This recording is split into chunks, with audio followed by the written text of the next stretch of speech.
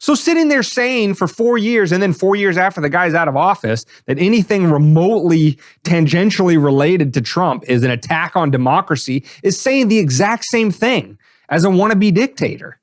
And sometimes they even said exactly that. The meme destruction for this week is really a news source in the legacy media that is becoming a meme in and of itself. Fox News. And the narrative surrounding Fox News from everybody who's not Fox News will tell you that Fox News is this, Nazi. Yeah, that's what Fox News claims. The non-Fox Newsers will tell you that Fox News is this Nazi-adjacent propaganda machine that Joseph Goebbels would blush at and all of that kind of stuff. Yes, I like this very much. But Fox News is doing their level best to completely disabuse you of the reality of that assertion, because Fox News, just a few weeks after getting rid of the only guy on any sort of mainstream media in Tucker Carlson that had the audacity to speak out against any of the regime's favorite talking points, after getting rid of him, Fox News has now hired a longtime producer on Fox News who actually worked on the Tucker Carlson show for putting up this Chyron, which our nameless faceless guy has put up. And as you can see, it's a picture of Biden side by side with Trump. And the Chyron at the bottom says, "Wannabe dictator speaks at the White House after having his political rival arrested." So that producer who shots fired, bitches. What's up? That producer who approved the wannabe dictator line has been fired from Fox News. Now, if Fox News were this sort of you're no fun in the pocket Trump, sycophants, probably fascists and yada yada yada, they would not have fired him for that. Why did they fire him for that, David? Any thoughts?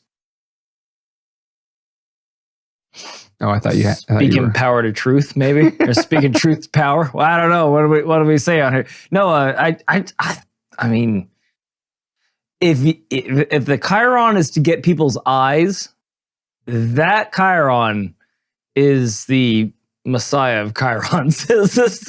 It's kind of, if you're pissed off that they came after your boy, that's what you want to read. Well, so the arguments, I don't even know if the arguments are going around. This is both like pro Fox News people and like anti Fox News people. It's like, hey, listen, if you want to be a politically biased network or whatever, that's one thing. But you can't be like disseminating blatant disinformation or attacking the credibility of the office of the president or, whatever sort of like mealy-mouthed, bromide that they can just regurgitate from week to week to say that, oh, well, we have to at least respect the office, even if we don't like the guy in it. Well, how'd that work out for them when Trump was in it? But I digress. The emperor doesn't wear clothes. In terms of being a wannabe dictator, well, I mean, I would say that, a guy that oversees the complete debasement of the entire nation's currency, who every time you try to stand up and say, I have a right to defend myself with a firearm, he says something quippy about,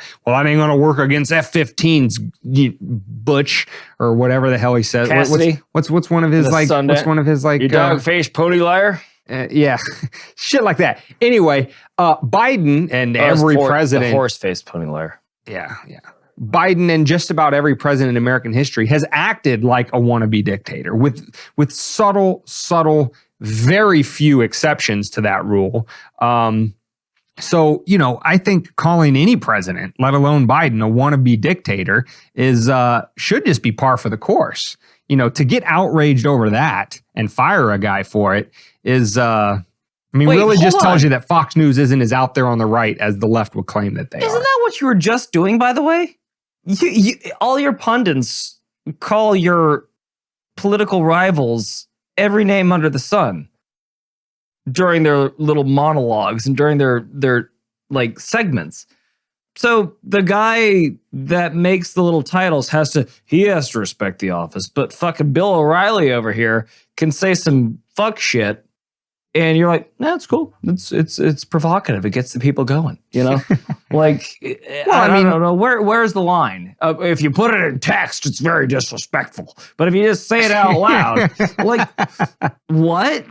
Like, that's your whole. Since Trump hasn't been was unelected, And since Biden's been elected, all you've done is shit on the guy. Yeah. All you've done is like say he's the worst person. He's got ties to Russia. He's just Satan incarnate. But he puts a quippy Chyron. Yeah. And he's fired. Like what? And really, I mean, I would ask you, dear listener or viewer, but really this question should go out to the mental defectives for whom this is such an offensive thing to say. Those same people spent Trump's entire presidency and every single day since he left office talking about or at least implicitly linking Trump with the idea that democracy was at stake. Our democracy is at stake. Oh, now let me ask you, dear listener, viewer, what is a dictator or tyrant or any sort of, get out your thesaurus and fill in the blank, if not an attack on the idealized version of democracy where it's, a government of, by, and for the people, at least according to their schoolhouse rock understanding of what a democracy is. It's exactly what it is. So sitting there saying for 4 years and then 4 years after the guy's out of office that anything remotely tangentially related to Trump is an attack on democracy is saying the exact same thing as a wannabe dictator. And sometimes they even said exactly that. Accused him of being a fascist, a racist, a Nazi, a bigot, you name it. Like, Dane, save some of it for the culture corner. Okay, you're gonna need to. I know. I'm done. We've already gone too long on this segment. I'm already pace yourself. Anyway, moral of the story is meme destroyed. Fox News is not some super ultra far right, propaganda machine for neo-fascists. It's a legacy media channel just like any of the rest of them.